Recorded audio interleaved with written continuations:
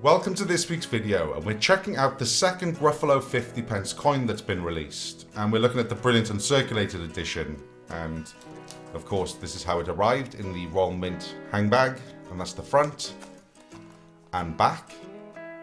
And I'm going to do my usual thing now where I open mine up, so that if you bought this yourselves and you don't want to open it up but you want to see all the information that you get inside, well, that's exactly why I do this. So that's the front and back again. And now I'm going to do my usual thing where I just show off all of the information inside so that you can have a read of it. So I'll just scan along quickly, and of course I am moving too quickly, but you can pause it and read it at your own pace.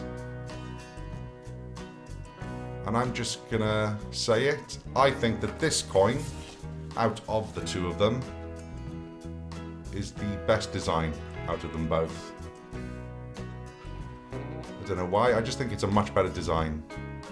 And back round to the front and back.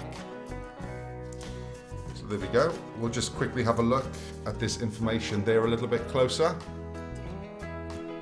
and check out the coin specs. So it's a 50p coin and the alloy is copper nickel. The weight is 8 grams, diameter 27.30 millimeters.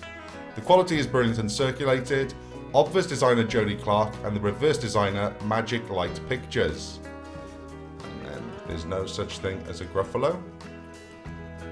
20 years, that's pretty cool.